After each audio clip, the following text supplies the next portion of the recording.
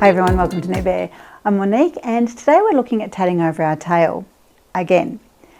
I've decided to revisit this tutorial because last week I had a couple of students who found it a little challenging. They understood the concept, but they struggled with how to hold their shuttle and how to move their hands. I found that really breaking the hand movements down helped with their understanding. But that made me wonder how many of you are struggling with the same problem. So this is a bit of a rerun. I do have a video on tatting over your tail, but in that video we're working with one shuttle making a ring. So we only have one tail. Today we're going to work with two shuttles. I'm going to show you how to loop your threads, and we're working a ring then going into a chain. So you're going to need a pen and two shuttles with different coloured thread. Throughout the tutorial I'm going to tell you to do the scoop. I should probably explain that. I find scooping my tail is the quickest and easiest way of getting it through the loop. Firstly, let's look at how we hold the shuttle. Now, I understand everyone holds their shuttle differently, just like we all tat differently, and 100% do what works for you. But, and there's always a but, personally I've found scooping works better when I hold my shuttle a certain way. I'm going to show you what that way is. You can have a play, modify whatever you need to make it work for you. This is my scoop hold. The pick faces down, my thumb is on the base of the shuttle, my first finger on top, and my middle finger drops down the side. This hold gives a wide range of movement. There are three moves I want you to have a go at. My first finger acts as a stabilizer, which means I can rock the shuttle back and forth between my thumb and my middle finger. I can retract it or extend it, and I can draw air circles. So combining these movements together gives us the scoop. As I move my shuttle around, my fingers are never far from their original position. They kind of jump from the base to the side or the top to the side, but that's it.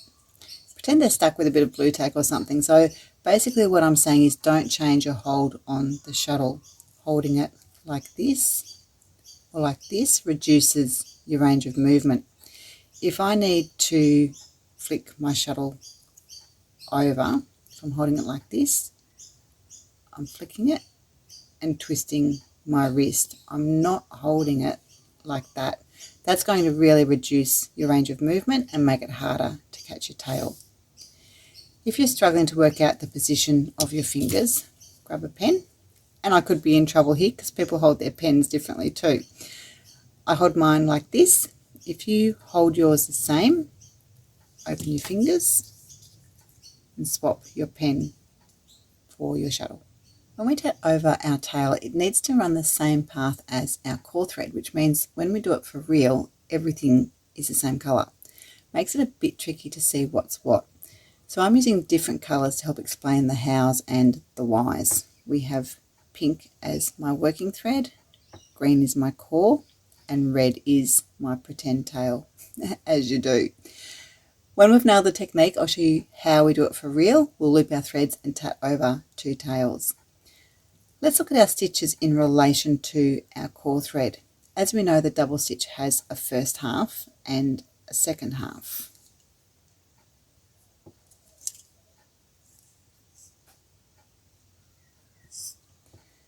The core runs over the front and under the back of the first half, then under the front and over the back of the second half. The way our core thread travels through our stitch is important, and you'll see why as we get further into the tutorial. So to tat over our pretend tail, start the first half of the double stitch, flip it, but leave your stitch really loose. Now this is where some of my students become confused as to which loop they're meant to be working with and whether they're going from top to bottom or bottom to top. We'll talk about direction a bit later. If you look at the placement of our threads, this isn't really a loop. This is more of a funny shaped kind of triangle. Our loop is here. If If you're still not sure, always go for the one on the outside, the one furthest from your hand. So we can't change the colour of our tail when we're working on a project, but what we can do is backtrack from our shuttle. So after flipping the first half of our stitch, we're going to backtrack. Follow the thread from the shuttle. Use your pinky and ring finger to keep this thread taut.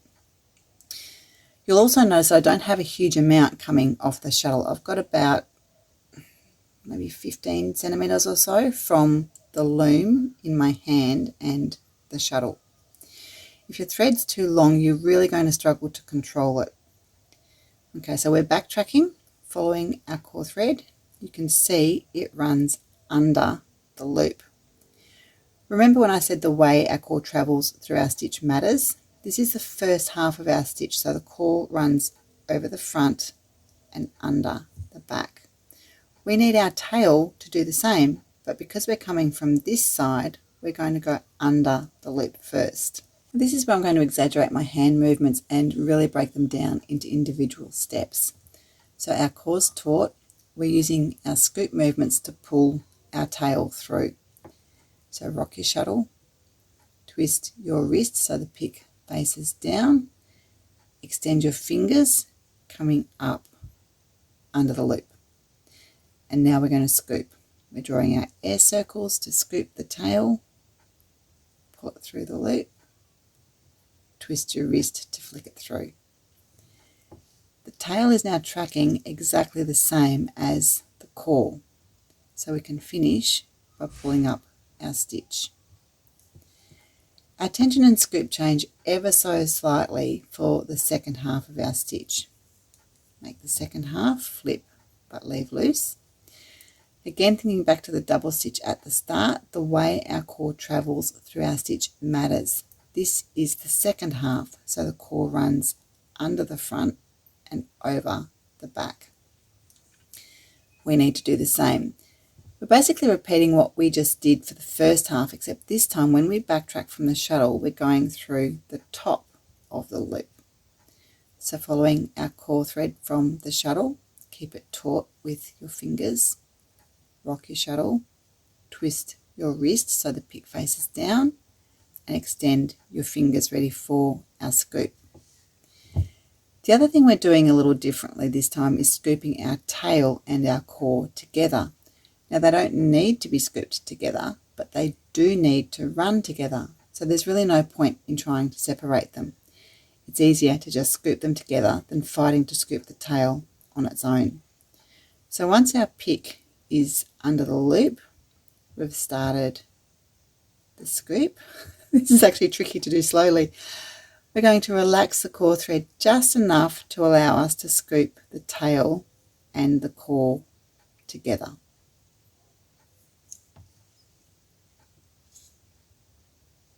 And tension your stitch. As I continue to work over the tail, let's have a look at how direction relates to what half of the stitch I'm doing.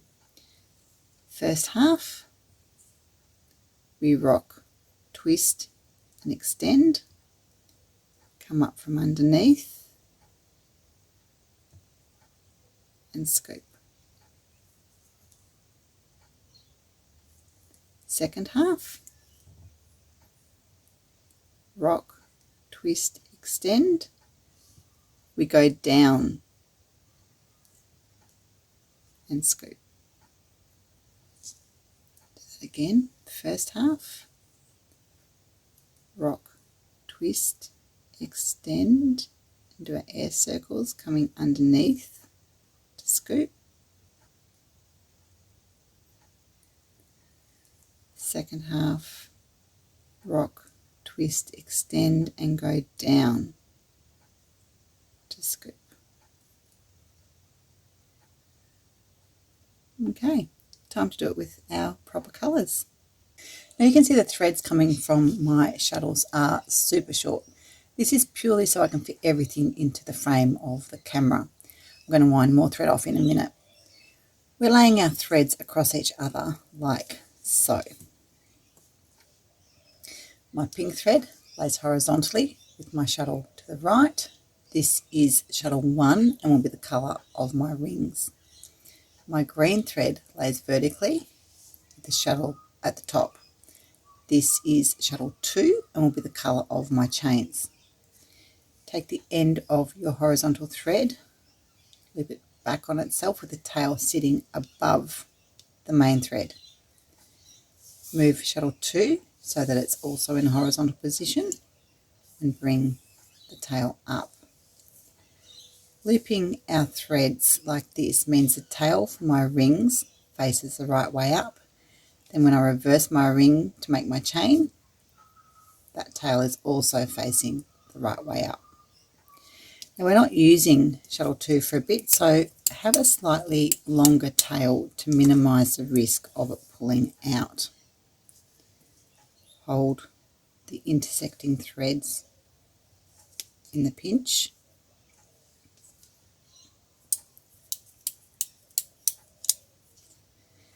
We want to pull our pink tail down until it's about 3 to 4 centimetres in length. The length of your tail makes a difference. If it's really long, it's just going to fall down and make it really hard to control. If it's too short, we've got nothing to work with. We're going to really struggle to get a loop around that tail. So 3 to 4 centimetres is a pretty good length. Wrap your hand for a ring, and this is what you should have. My tail is looped through my second shuttle thread. The thread wraps around my hand and comes back into the pinch. I'm going to tat over my tail with normal hand movements this time. I'll keep it slow, but now that you know what the hand movements are, I'd like you to see how quick and easy the scoop actually is. So I like to tat over my tail for about 5 to 8 stitches. So obviously that depends on the stitch count of the pattern. Now this is a little different to how I showed you before. I just want you to see that when I pull that first stitch up, it sits right in where our threads are looped together. I'm working the second half.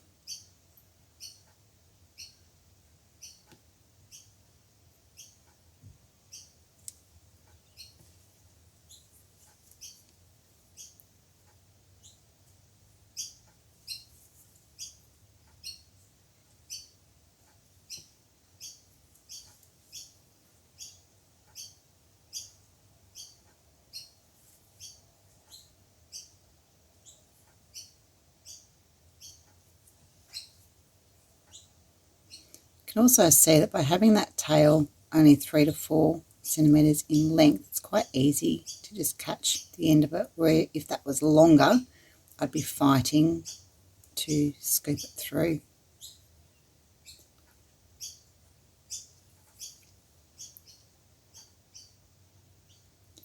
When you've finished working your tail, make the first half of the next stitch and include the tail. Fold your tail to the back. Make the second half without the tail. So ending your tail in the middle of a double stitch helps to pull the tail into your work. Now we finish out the count for our ring.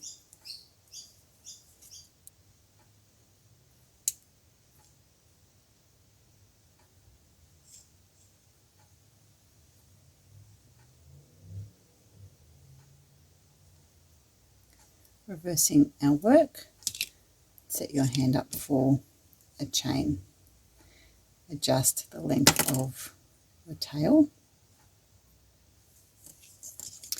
A chain tail is done the same as we did for our ring. Do the first half.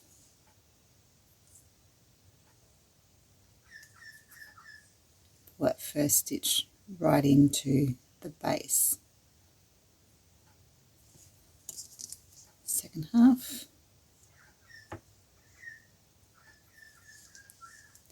One question I get a lot is whether you should include your tail when you have picots. Some tatters, I just missed that one completely. Some tatters don't like to have the tail come out between the picots because there's a chance you'll cut the picot when you trim your tail. I do run my tail through picots. So far it's been okay, touch wood, I don't want to jinx it. So really personal preference on that one. For those who want to know how I do it, place my gauge as normal. It doesn't matter whether the tail is in front of or behind the gauge. Work my stitch, and then just as we've been doing before, taut core, rock, twist, air circles and scoop.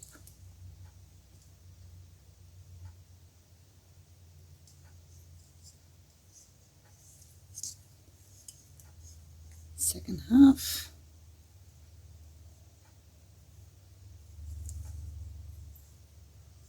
So you can see that tail is running with my core. Then hold your tail as you push your picot up. So if we didn't do that and we push our picot, you're going to get the tail bunching up. My camera will focus. You get the tail bunching up in your picot.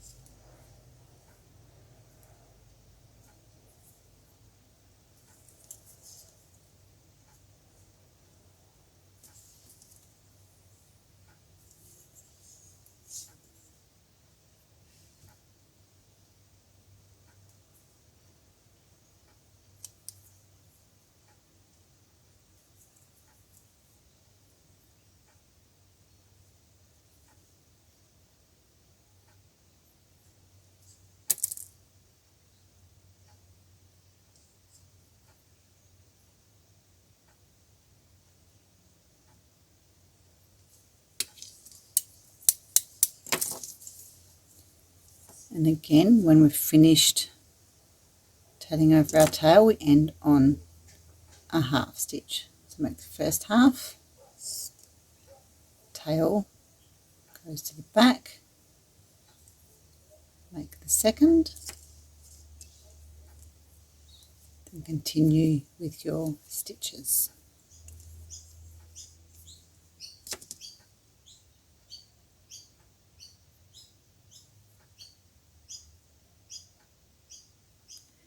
To trim our tails off,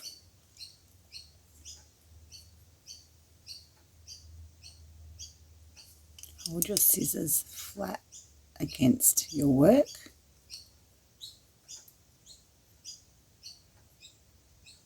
I made this one a little bit short, so it's a bit tricky to hang on to.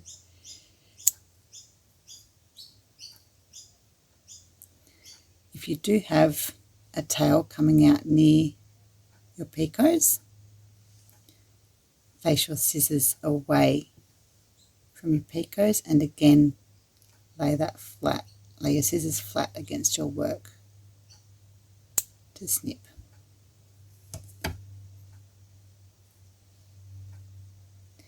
The other thing I want to quickly mention is that when you're making your stitches, get myself untangled, if you look closely you can see this part of my chain's a little bulkier where the tail runs than at the end of my chain. So I should have pulled these a little bit tighter just to go over the two threads where we've only got a single thread up this end. The first one is about keeping your thread taut. I'd like you to experiment for yourself. Work the first half of your stitch, flip it and relax everything. Now try to catch your tail. So it's not hard, it's not impossible, but it's definitely easier when there's tension on your thread. The second point is that sometimes the tail will fall to the back as you're working. Don't be tempted to scoop it through the loop. This is not tracking with our core. Tracking with our core means the tail follows the exact same path as the core, from the last stitch to the shuttle. The core is going over and then under. Our tail is under and then over. Use your pick to flick your tail to the right side so it comes from the stitches the same path as the core, and now we're right to scoop it through the loop.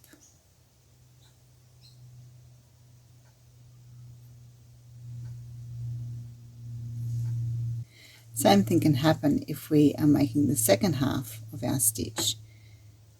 Our tail is on the top. Our core needs to come underneath. So use your hook to put through to the right side. It tracks from the stitches under the first half, the same as the core. Now we use our scoop to flick it through our loop. So how'd you go? I hope you found breaking the hand movements down to be helpful. Keep practicing your scoop. It won't take long and you'll be doing it without even thinking about it. See you next time.